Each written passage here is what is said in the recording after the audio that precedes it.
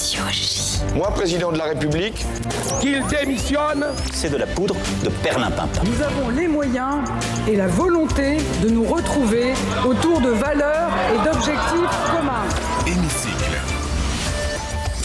Merci d'être avec nous pour votre grand journal sur Radio J comme chaque mardi. C'est avec plaisir que nous retrouvons dans Hémicycle Laetitia Kroupa, journaliste à France Info et à la chaîne parlementaire. Bonjour Laetitia. Bonjour Eva, bonjour à tous. Alors aujourd'hui Laetitia, avec vous, on parle du Rassemblement national en ordre de bataille. Aujourd'hui, vous nous parlez donc de cette stratégie du RN que vous qualifiez de celle du chat et de la souris. Pourquoi ? Oui, je vais vous expliquer Eva, c'est bien sûr une petite référence à la stratégie du miaou que certains cadres du RN avaient théorisé.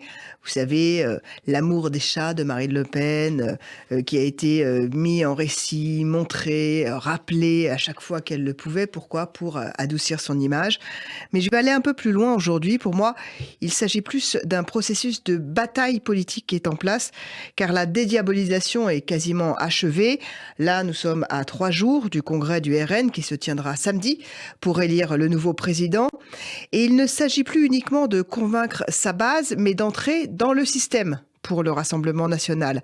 Le chat reste tapis donc et attend que sa proie, la souris, l'opinion publique, soit à portée d'un coup de patte. Écoutez pour mieux comprendre comment Jordan Bardella a réagi à la victoire de Giorgia Meloni en Italie.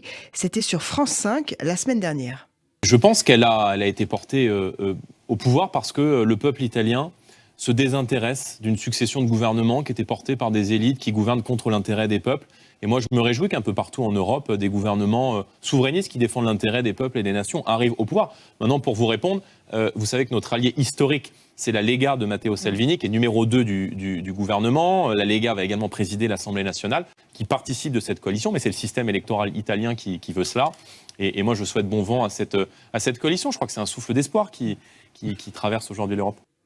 Et c'est Jordan Bardella qui part donc favori pour prendre la présidence du Rassemblement national. Oui, à part une énorme surprise de dernière minute, c'est lui qui devrait rester à son poste. Je vous rappelle que pour le moment, il est président par intérim. Et vous avez entendu ce souffle d'espoir dont il parle.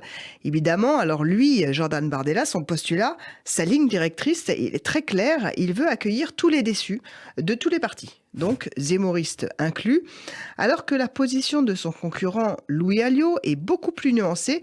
Je vous propose de l'écouter, il était dimanche au grand jury sur LCI.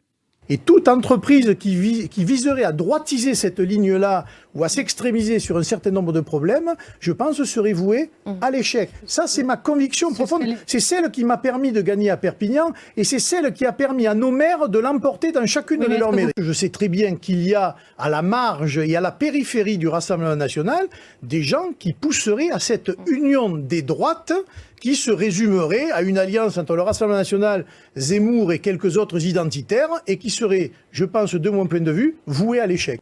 Vous voyez que nous avons là 2 visions qui s'opposent, avec une question, Eva, en suspens. Quid des Républicains ? Car ni Bruno Retailleau, ni Éric Ciotti, qui sont les 2 favoris pour prendre la tête du parti, ne veut de la main tendue d'Emmanuel Macron. Alors, serait-il prêt à accepter celle du Rassemblement national ? Alors, en tout cas, tout ce qu'on peut dire pour l'instant, c'est qu'à l'Assemblée nationale, Laetitia, les LR ne votent pas avec le RN. Vous avez raison, Eva, mais le plafond de verre s'amincit de mois en mois. Et comme le Rassemblement national se notabilise, son but est certainement d'arriver, comme en Italie, comme l'a dit Jordan Bardella, à former une grande coalition de droite. Mais restons à l'Assemblée nationale, puisque notre séquence s'appelle Hémicycle. Hier, le Rassemblement national a déposé une énième motion de censure pour tenter de renverser le gouvernement. Et Olivier Faure, le président des socialistes, a eu des mots assez durs contre le RN. On ne les avait pas entendus, ces mots, depuis un moment. Je vous propose de le réécouter. Alors, je vais dire des choses simples et définitives. Nous ne voterons jamais aucune motion du RN, ni n'appellerons jamais ces voix. Tout nous sépare. Nous sommes les héritiers du Conseil national de la résistance quand les communistes, socialistes, gaullistes, radicaux, chrétiens, démocrates préparaient la France d'après, pendant que vous, à l'extrême droite, vous collaboriez avec Vichy. Bon là, nous n'avons pas l'image, mais Marine Le Pen est dans l'hémicycle, elle est en train de regarder Olivier Faure et met le doigt sur la tête pour signifier qu'Olivier Faure est fou et dit n'importe quoi. En parallèle, il y a aussi Elisabeth Borne, la première ministre, qui a renchéri en fustigeant les votes RN qui étaient allés la semaine dernière, rappelez-vous, à la motion de censure déposée par la NUP. Elle a relayé, la première ministre, vous le savez, le coup de gueule d'Emmanuel Macron mercredi dernier à la télévision en dénonçant l'alliance des populismes. Mais ça, est-ce que c'est efficace? Est-ce que les Français sont d'accord avec ça? Eh bien, c'est tout l'enjeu, Eva, et toute la question, car quand on regarde les enquêtes d'opinion, notamment celle de l'IFOP, dimanche, qui a fait rejouer finalement, ou jouer, anticiper une élection présidentielle fictive, Marine Le Pen s'affiche comme la première opposante à Emmanuel Macron. Et si certaines catégories professionnelles comme les diplômés, les seniors, les CSP+, rechignent à faire confiance au Rassemblement national, Marine Le Pen gagne des points dans toutes les couches de la population, chez les ouvriers évidemment qu'elle avait déjà de son côté, mais elle est déjà bien ancrée aussi dans les classes moyennes.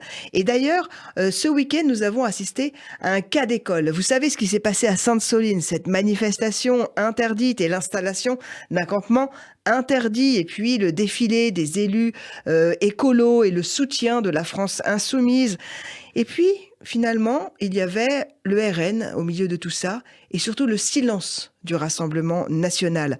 Or, dimanche, dans une interview à Reuters, Jordan Bardella affirmait que la grande question de la décennie à venir serait le choix entre l'ordre et le désordre. Et alors, il s'est exprimé publiquement ? Et non, rien. Pas une interview de contestation, pas une posture d'indignation. Marine Le Pen n'a écrit que 2 tweets pour affirmer que la lutte contre la violence d'extrême gauche devait être implacable et pour soutenir les forces de l'ordre. C'est maigre. Et c'est maigre à dessein. Pourquoi ? Parce que Marine Le Pen veut entrer dans le système et se méfie de toutes les polémiques inflammables où elle pourrait déraper. Et c'est aussi le cas pour la polémique sur la petite Lola, le meurtre de la petite Lola, totalement instrumentalisé par le camp zémoriste. Au dernier moment, le RN s'est dit « on n'y va pas ». Donc, Marine Le Pen communique à minima rien sur la victoire de Lula au Brésil, alors que l'on sait qu'elle soutenait son adversaire Jair Bolsonaro. Finalement, elle adopte exactement la même stratégie que Giorgia Meloni en Italie. Réconcilier les couches populaires avec une certaine idée de l'Europe et de l'OTAN. Elle a compris que demeurer hors système n'est pas payant pour prendre le pouvoir. Samedi, donc, pour la première fois dans l'histoire du Front National, puis du Rassemblement National, un homme qui ne s'appelle pas Le Pen sera élu président, mais on sait déjà, malgré ses déclarations au soir de sa défaite à l'élection présidentielle, que Marine Le Pen pourrait se représenter en 2027. Comme Mélanie, finalement, elle serait celle que l'on n'a jamais essayée.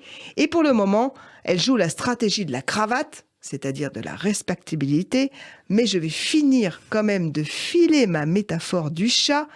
Marine Le Pen reste, Eva, ce chat tapis derrière le canapé, attendant que la souris soit enfin confiante pour pouvoir l'attraper. Merci beaucoup Laetitia, à la semaine prochaine. Je ne sais pas si on parlera de chat ou de chien, mais en tout cas merci beaucoup. Et demain dans Hémicycle, rendez-vous avec David Revaud-Dallon, rédacteur en chef du service politique du Journal du Dimanche.